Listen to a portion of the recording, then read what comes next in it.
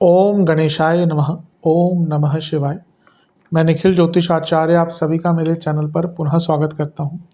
आशा करता हूं कि आप सभी स्वस्थ होंगे। महादेव की कृपा आप सभी पर सदैव बनी रहे। ये वीडियो धनु यानी कि सजिटेरियस के लिए बहुत विशेष है, क्योंकि वीडियो है देव गुरु बृहस्पति के राशि परिवर्तन के बारे में। जैसा कि आप सबको पता ही होगा, मैंने भी कई बार बताया है, बाकी लोगों ने भी बताया ही होगा, या आपने कहीं ना कहीं पढ़ा होगा कि देवगुरु बृहस्पति इस वर्ष 2 बार राशि बदल रहे हैं। मई में वो आपके सप्तम भाव में आए, वहीं अभी अक्टूबर में वो आपके अष्टम भाव में आ जाएंगे। देवगुरु बृहस्पति का जो गोचर है वो बहुत महत्वपूर्ण होता है, लेकिन इसके साथ ही हमें थोड़ा सा ये समझना पड़ेगा कि कुछ लोग जो बता रहे हैं कि बृहस्पति 7 साल के लिए अतिचारी हो जाएंगे या फिर पहली बार अतिचारी हो रहे हैं, दोनों ही चीज़ें गलत हैं। शनि, बृहस्पति, बुध, मंगल और शुक्र, ये जो 5 ग्रह हैं ये वक्री और अतिचारी होते रहते हैं। डिपेंड करता है इनकी अपनी स्पीड पे, जो नेचुरल स्पीड है, और सूर्य से दूरी पर। तो बृहस्पति हर साल अतिचारी होते हैं। इस बार अलग क्या हो रहा है कि जब वो अतिचारी होना शुरू हुए मिथुन में, क्योंकि एक राशि में 30 डिग्रीज ही होती हैं, तो वो उसको लांग कर कर्क में कुछ टाइम के लिए आ जाएंगे। तो ऐसा नहीं कि हर की पहली बार अतिचारी हो रहे हैं, और ऐसा भी नहीं कि वो 7 साल तक अतिचारी रहेंगे। वक्री हो जाएंगे, 11 नवंबर को ही वक्री हो जाएंगे, फिर वापस यहाँ पे आ जाएंगे 5 दिसंबर को।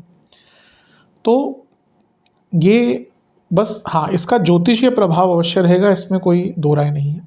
क्योंकि एक ग्रह जिसको जुलाई में या जून जुलाई के पास अगले वर्ष उच्च का होना था, वो अभी कुछ टाइम के लिए उच्च का हो जाएगा। और एक और चीज़ है कि 18 अक्टूबर को यहाँ पे आ रहे हैं और 5 दिसंबर तक यहीं पर रहेंगे। लेकिन इस राशिफल को केवल 11 नवंबर तक का मान के चलिएगा, क्योंकि 11 को वो वक्री हो जाएंगे और फिर प्रभाव बहुत बदलेगा। देवगुरु बृहस्पति कई चीज़ों के कारक हैं, भाग्य हो, धन हो, संतान हो, और आपके लिए तो वो लग्नेश भी हैं, इसलिए उनकी स्थिति आपके लिए बहुत महत्वपूर्ण हो जाती है। क्या प्रभाव रहेगा इसकी विवेचना करेंगे। उनकी 3 दृष्टियां भी होती हैं, तो वो लग्नेश और चतुर्थेश होने के साथ आपके 12वें घर को भी देखेंगे, आपके धन स्थान को भी देखेंगे और आपके चौथे घर को भी देखेंगे। और यहाँ पे शनि बैठे हैं तो ये एक्टिवेट हो जाएंगे, चौथा भाव आपका बहुत एक्टिवेट हो जाएगा, क्योंकि बृहस्पति शनि का मिलन किसी एक भाव में किसी भी प्रकार से, साथ में बैठे हों, साथ में दृष्टि डाल रहे हों, एक बैठा हो उस पर दूसरे की दृष्टि हो, उसको बहुत एक्टिवेट कर देता है। तो इसका बहुत इम्पैक्ट पड़ेगा और ये विवेचना करने का हम प्रयास करेंगे। लग्न राशि या चंद्र राशि आपके धनु है, दोनों ही गाइडेंस के लिए राशिफल को देख सकते हैं। जहाँ से ज़्यादा सूट और लेट करता है वहाँ से देखिए। व्यक्तिगत तौर पे मेरा मानना है लग्न से देखेंगे तो अच्छा, इनकेस नहीं पता है तो चंद्र राशि से भी इसको देख सकते हैं।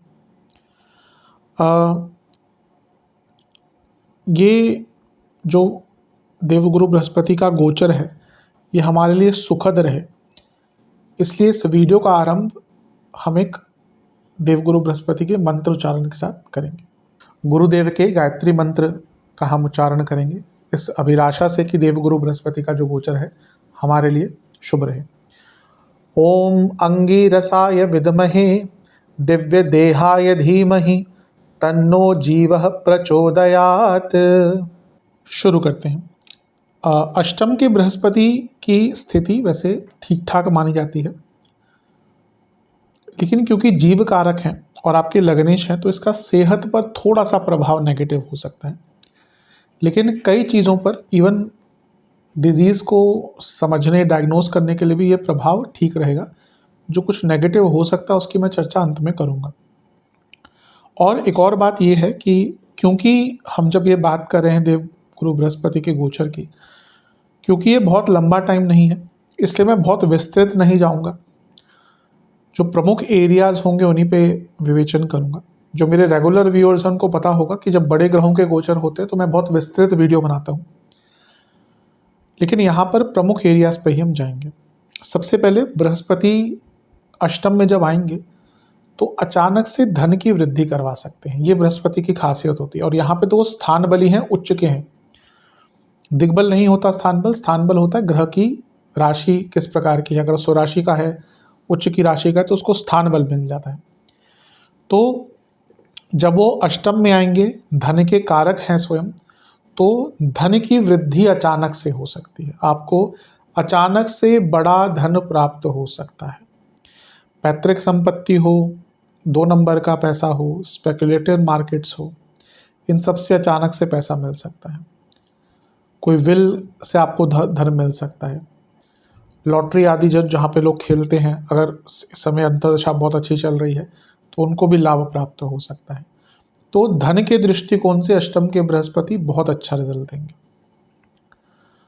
अगर आपको कोई डिजीज डायग्नोज नहीं हो पा रही, ह्यूमन बॉडी बहुत कॉम्प्लेक्स है और सिस्टम बहुत कॉम्प्लेक्स है, और कभी कभी डॉक्टर्स भी नहीं डायग्नोज कर पाते, उनकी गलती नहीं होती उसमें, लेकिन कभी कभी होता है बॉडी ही उस प्रकार से नहीं चीज़ों को बताती। तो लेट्स से कि आपको कोई इशू चल रहा था मेडिकल, लेकिन डायग्नोज नहीं हो पा रहा, डॉक्टर्स भी कभी कभी बोलते हैं कि अब हमें श्योर नहीं है कि क्या प्रॉब्लम है। तो ये वो टाइम है जब आप अपना चेकअप कराएं, अपना टेस्ट करवाएं, तो आपकी जो डिजीज़ डायग्नोज नहीं हो पा रही थी वो डिजीज़ डायग्नोज हो सकती है। अष्टम भाव तंत्र का है, तो अगर कोई तंत्र साधना किसी योग्य गुरु के द्वारा सीखना चाहते हैं तो बहुत अच्छा है। और इसके साथ ही अगर आपके ऊपर कोई तंत्र का उपयोग हुआ है, अगर आपको लगता है, तो उसके निवारण करने के लिए भी बहुत अच्छा टाइम है। ये वो टाइम होता है जब आप तंत्र का निवारण करेंगे तो अच्छा रिजल्ट मिलता है। अष्टम के बृहस्पति उन दंपतियों के लिए बहुत अच्छे होते हैं जो संतान प्राप्ति नेचुरल तरीके से नहीं कर सकते, आईवीएफ हो, सैरोगेसी हो, और इवन अगर आप अडॉप्शन के इच्छुक हैं तो अडॉप्शन की तरफ भी आप इस टाइम में बढ़ सकते हैं। अष्टम के बृहस्पति साधनाओं के लिए बहुत अच्छे हैं। अष्टम के बृहस्पति रिसर्च के लिए बहुत अच्छे हैं। अगर आप रिसर्च बेस्ड स्टूडेंट हैं तो आपको बहुत लाभ मिल सकता है। और अष्टम के जो बृहस्पति हैं वो ट्रांसफॉर्मेशन करवाते हैं। आप अगर अपने जीवन में किसी एक चक्रव्यूह में फंस गए थे, आप बदलना चाहते थे लेकिन बदल नहीं पा रहे थे, तो ये वो समय होगा जब आप अपने जीवन के चक्रव्यूह को तोड़कर आगे बढ़ पाएंगे। अपनी सेहत को लेकर बहुत हेल्दी, बहुत केयरफुल हो जाएंगे, जो कि अच्छी चीज़ है, और हो भी जाइएगा, क्योंकि जब ये वक्री होंगे ना, वो 20-22 दिन, वक्री तो बहुत टाइम तक होंगे, लेकिन अष्टम में जब वक्री होंगे वो 20-22 दिन बहुत कष्टकारी जाएंगे। तो अपनी सेहत पर अभी से ध्यान देना शुरू कर दीजिएगा, क्योंकि नवंबर का महीना 11 नवंबर के बाद काफ़ी दिक्कत ला सकता है, लेकिन एटलीस्ट उससे पहले अपनी हेल्थ को लेकर काफ़ी कॉन्शियस हो जाइएगा। कोई पैतृक संपत्ति पे कंस्ट्रक्शन करानी है तो अच्छा टाइम है। पैतृक संपत्ति को बेचना है उसके लिए अच्छा टाइम है। क्यों? क्योंकि 12वें घर को भी देख रहे हैं ना, और चौथे घर के स्वामी हैं, तो पैतृक संपत्ति बेचने के लिए भी अच्छा टाइम है। और एक प्रकार से बहुत कुछ नया सीखने का भी समय बहुत अच्छा है। तो ये समय हर प्रकार से अच्छा है। सेहत पर थोड़ा सा प्रभाव पड़ेगा, मैं अंत में आऊँगा। ये जो भाव है सप्तम से दूसरा है, तो आपके पति या पत्नी को धन का बड़ा लाभ हो सकता है, और अगर आप बिजनेस करते हैं तो आपको लाभ मिल सकता है बड़ा। और क्योंकि ये कर्म भाव से लाभ स्थान में उच्च के हो गए, तो जो जॉब करते हैं उनका भी पैसा बहुत अचानक से बढ़ सकता है। कुछ लोगों के सडन प्रमोशंस भी यहाँ पर हो सकते हैं। 11 तारीख तक का बहुत शुभ समय है। ये भाव जो है ये चौथे से त्रिकोण है। प्रॉपर्टी लेना चाह रहे थे, बहुत टाइम से नहीं ले पा रहे थे, उसका भी टाइम बहुत अच्छा है। अचानक से सडन प्रॉपर्टी का आपको कोई मौका खरीदने का मिल सकता है। और ये भाव लाभ स्थान से कर्म भाव बन गया, तो आपका कोई लाभ रुका हुआ था, वहां पे भी आपको कुछ प्राप्त हो सकता है। बृहस्पति लग्नेश है, और लग्नेश का उच्च का होना वो भी अष्टम भाव में, यानी कि अचानक से जीवन में बहुत नए मौके मिलना शुरू हो जाएंगे। जैसा मैंने कहा ना, कई जो बंधन थे उन बंधनों से निकलने का मौका मिलेगा। आप अपनी लाइफ को लेकर आपका जो दृष्टिकोण है वो बदल जाएगा। और लग्नेश उच्च का यानी कि पद प्राप्ति का योग भी यहाँ पर बनता है। बहुत अच्छा कोई रोल, बहुत अच्छी प्रमोशन आपकी यहाँ पर हो सकती है। तो ये भी एक बहुत अच्छी चीज़ है। और क्योंकि चौथे घर के स्वामी भी उच्च के हो गए और अपने से त्रिकोण में है, जैसा मैंने थोड़ी देर पहले भी कहा था, तो न केवल पैतृक संपत्ति के लिए बल्कि वाहन प्राप्ति के लिए, घर खरीदने के लिए, घर के रेनोवेशन के लिए, 12वें घर को देख रहे हैं तो घर बेचने के लिए और बेच के कुछ नया प्रॉपर्टी लेने के लिए भी अच्छा टाइम है। और घर के सदस्यों को भी लाभ मिलेगा। घर में कुछ कहा सुनी चल रही थी, उसको ठीक करने का भी अवसर मिलेगा, तो ये भी आपके लिए अच्छा है। और 10वें से सप्तम के स्वामी हैं, तो कुछ कार्य क्षेत्र में रिकॉग्निशन भी आपको मिल सकती है। मैरिड लाइफ में भी थोड़ी वृद्धि होगी, क्योंकि सप्तम से दूसरे घर में एक उच्च का ग्रह बैठ गया, तो मैरिड लाइफ में भी जो कुछ कहा सुनी चल रही थी उसको सुलझाने का टाइम है। और जैसा मैंने कहा था, उसको सुलझा लीजिएगा 11 नवंबर से पहले, क्योंकि फिर उसके बाद मौका नहीं देंगे देवगुरु बृहस्पति, फिर तो चीज़ें बिगड़ सकती हैं बहुत तेज़ गति से। पंचम से चौथे में उच्च के हो गए तो स्टूडेंट्स को भी अपने इमोशंस पर कंट्रोल करने का मौका मिलेगा और एक स्थिरता का अनुभव होगा। देवगुरु बृहस्पति की 3 दृष्टियां होती हैं, उनकी एक दृष्टि 12वें घर पर होगी, तो उच्च के हैं, धन के कारक हैं, भाग्य के कारक है, तो विदेश संबंधित धन मिलेगा, विदेश संबंधित भाग्य की वृद्धि होगी, यानी कि विदेश के कार्य पूर्ण होंगे। अष्टम 12वें का मिलन गुप्त धन की वृद्धि दिखाता है, और फिर से 8 और 12 का मिलन यानी कि बड़े बदलाव। ये वो टाइम है जब आप बदलाव अपने जीवन में जो लाना चाहते थे ना, और जो नहीं ला पा रहे थे, वो बदलाव यहाँ पर आ पाएंगे। बहुत अच्छा टाइम है। 8वें 12वें में एक अच्छे ग्रह की का कॉम्बिनेशन, यानी कि डायग्नोसिस भी होगा और इलाज भी मिलेगा। कभी कभी होता है डायग्नोसिस हो जाता है लेकिन ट्रीटमेंट काम नहीं करता। मेडिकल एक जो लाइन है वो बहुत कॉम्प्लेक्स, बहुत इजी एक फील्ड नहीं है।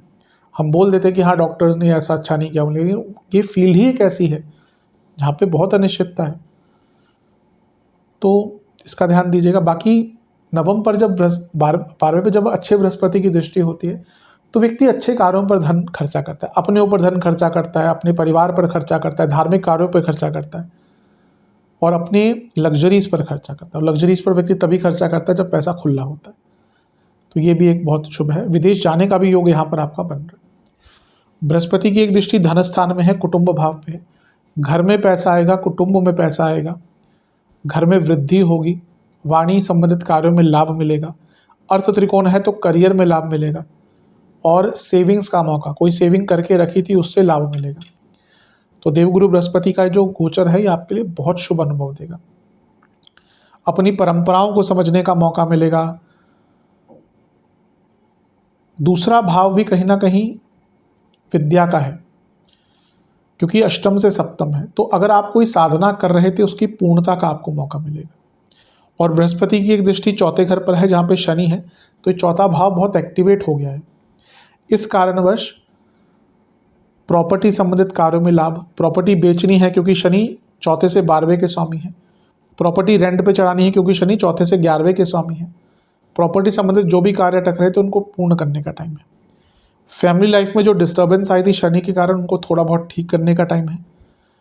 अगर इन लॉज के साथ दिक्कत आ गई थी उनको ठीक करने का टाइम है, कपल के बीच में दिक्कत आ गई थी उनको ठीक करने का टाइम है, और अपने आप को इमोशनली स्ट्रॉन्ग करने का टाइम है। ये वो टाइम है जब आप इमोशनली भी काफ़ी स्ट्रॉन्ग हो पाएंगे। प्रॉपर्टी के कुछ कार्य अटक रहे थे पूर्ण हो पाएंगे, घर में रेनोवेशन आदि करानी है, नया घर लेना है, घर में कंस्ट्रक्शन करानी है, उसका भी टाइम है। वाहन खरीदने के लिए भी बहुत अच्छा टाइम है। तो एक प्रकार से ये जो बृहस्पति का गोचर है ये कई चीज़ों पर अच्छा इम्पैक्ट देगा। लेकिन जैसा मैंने शुरू में कहा था, लग्नेश का अष्टम में आना कुछ नए हेल्थ इश्यूज लेकर आ सकता है, तो आपको intestine, gall bladder, kidney, liver, weight gain, prostate पुरुषों में, महिलाओं में यूट्रस, पैरों के रोग, आंखों के रोग और चेस्ट की प्रॉब्लम्स अचानक से तंग कर सकती हैं। ब्रीदिंग इश्यूज बहुत लोगों को हो सकते हैं, तो इन सब चीज़ों पर थोड़ा सा ध्यान दीजिएगा। उपाय की तरफ चलते हैं। उपाय की बात करते हैं। आसपास कोई भी मंदिर है वहाँ पे जो पंडित जी हैं उनको एक पीला वस्त्र, रुद्राक्ष की माला, मिठाई का डब्बा, दक्षिणा देकर उनका आशीर्वाद लीजिएगा। एक पात्र में गंगा जल और केसर मिलाकर शिवलिंग का अभिषेक करें। केसर चंदन का तिलक लगाएं महादेव को। केसर युक्त खीर का भोग लगाएं। एक घी का दिया अर्पण करें। ओम रुद्राय नमः मंत्र का 108 बार जाप करें, और ओम जयप्रदाय नमः मंत्र का 108 बार जाप करें, और फिर महादेव की कपूर के साथ आरती करें। उस कपूर पे कुछ लौंग के दाने अवश्य डालीजिए। आशा करता हूँ कि वीडियो काम आएगी। चैनल पे नए हैं सब्सक्राइब कीजिए, वीडियो को लाइक कीजिए। मिलता हूँ मैं आप सभी से अगली वीडियो में, तब तक के लिए ओम नमः शिवाय।